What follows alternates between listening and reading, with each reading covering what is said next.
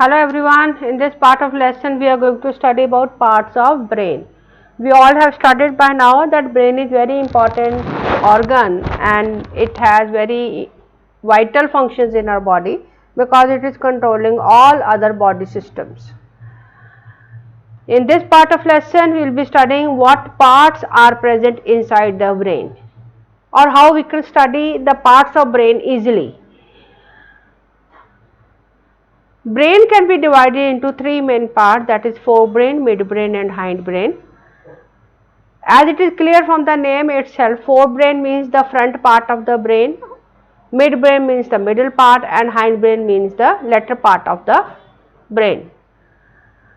Midbrain and hindbrain, they are together called as brain stem.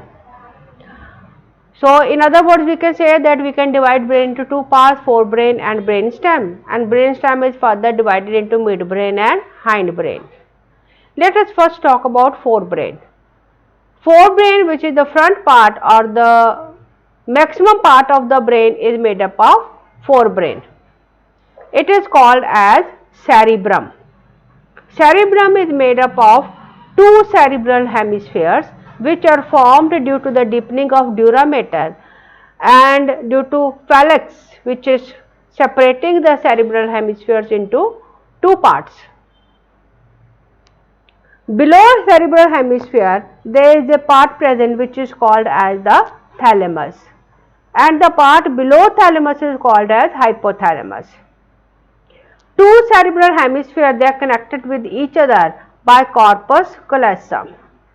So that means forebrain is consisting of two cerebral hemispheres connected by corpus callosum, and the area below corpus callosum, which is called as thalamus, and below thalamus part is called as the hypothalamus.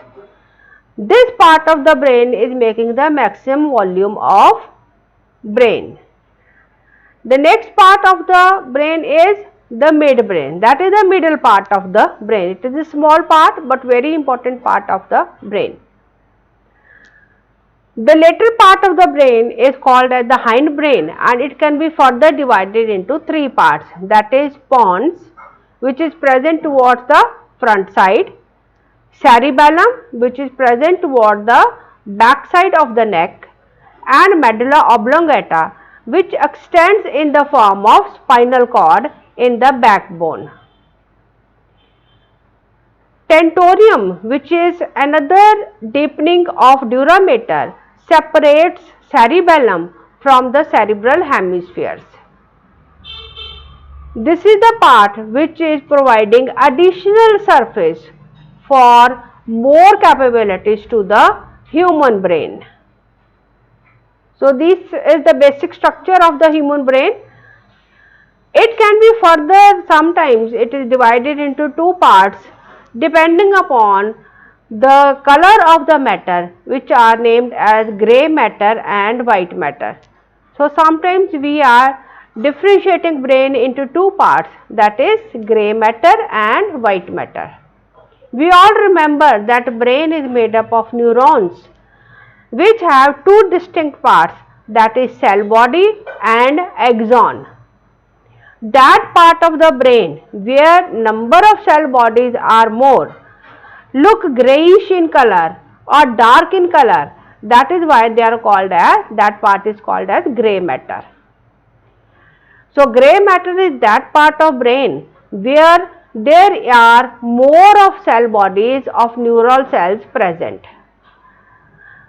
Cerebellum has two main locations of grey matter, that is on the surface, that is the gyri, and this surface is called as the cortical grey matter, and there may be nuclei in the basal ganglia also. Basal ganglia is present in the middle part.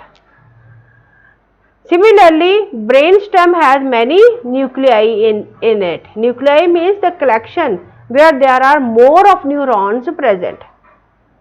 Cerebellum has grey matter in the cerebral cortex and the deep cerebral nuclei. In case of spinal cord, this arrangement is opposite. In case of brain, the grey matter is present toward the outer side of the brain.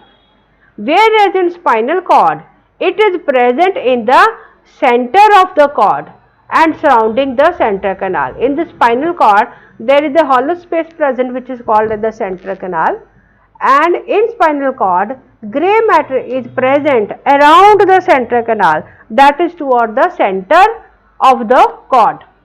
So, this is a major difference between location of grey matter in brain and in case of spinal cord.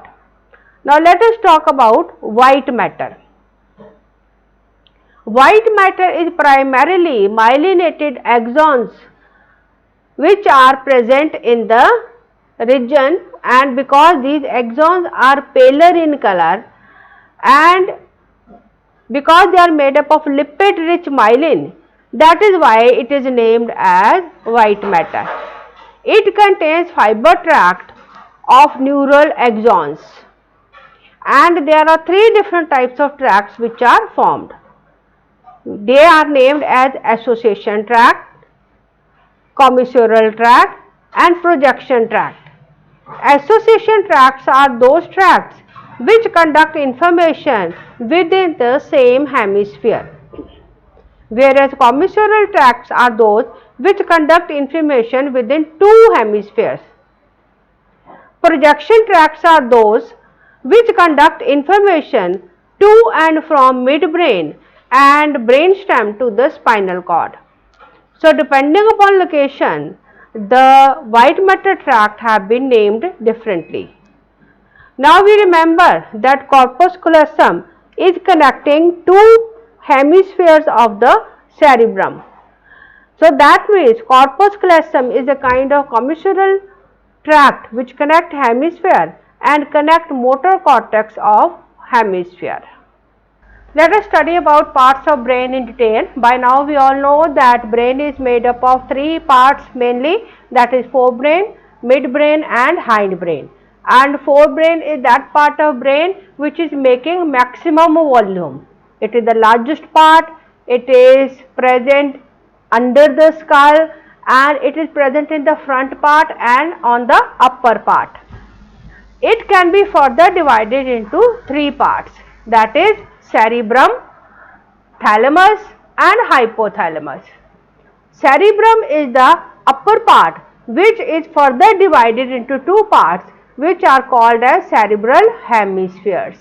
We remember that dura-mater, it separates cerebrum into two parts which are known as cerebral hemispheres.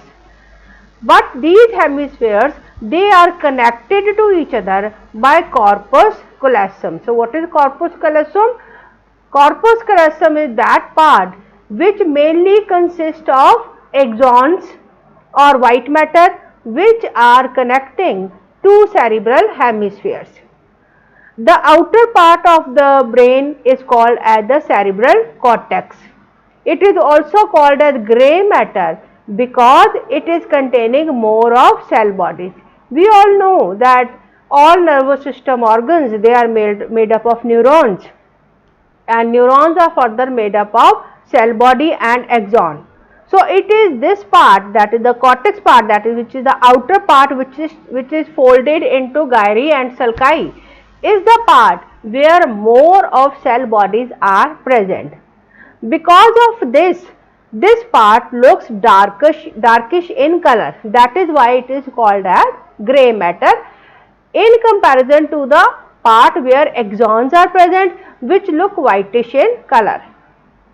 Now, cerebral cortex is the major seat for containing the areas which are related to motor stimuluses, sensory stimuluses, understanding, reasoning, memory, communication, etc. And different areas of brain may be more related to one or the other function. Based on this, the cerebral cortex can be further divided into different areas like motor areas, sensory areas and association areas.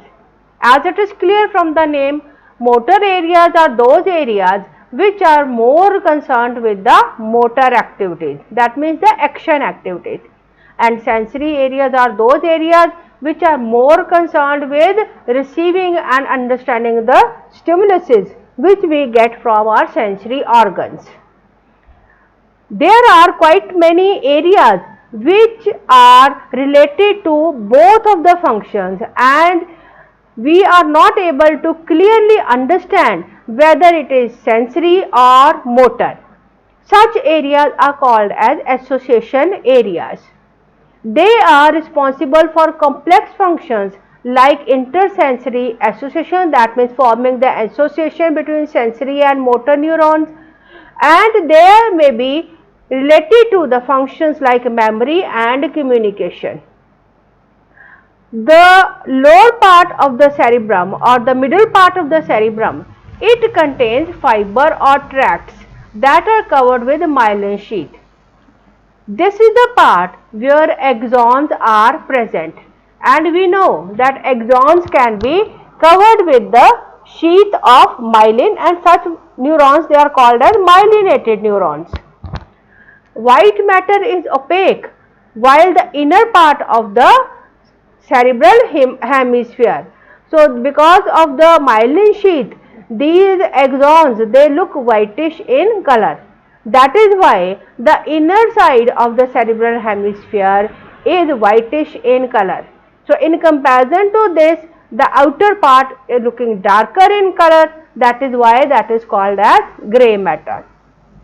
So now we know that cerebrum is having gray matter toward the outer side, which is folded and which is forming gyri and sulci, and the inner part is made up of white matter.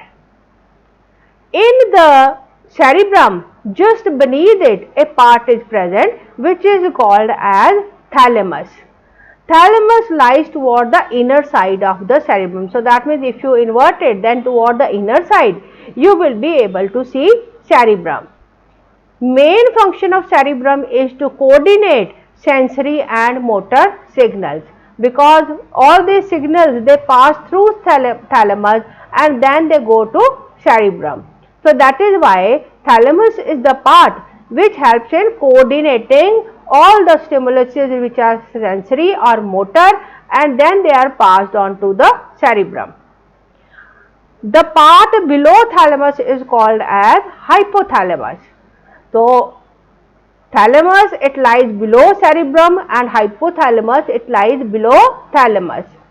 Thalamus is very important because it is having some very important functions, that is, it controls the body temperature, that means it helps in thermoregulation. It controls the urge for eating and drinking because it is controlling the thirst and hunger center, and it also secretes hypothalamic hormones. Some hormones are also secreted from this area. So that is why hypothalamus has very important regulatory functions. Now in the forebrain, there is another major part which is present, which is called as the limbic lobe or limbic system. Limbic lobe or limbic system is a complex structure formed by amygdala, hippocampus, and this is the center for regulation of sexual behavior, expression of emotional reactions, for example excitement, pleasure, rage and fear, and motivation. Basically, limbic lobe is not an organ but a set of organs which are working in a system to perform these functions. And what are the parts which are taking part in forming the limbic lobe? They are amygdala and hippocampus, and we will study about them in a short while. So this is how the forebrain is present in our brain.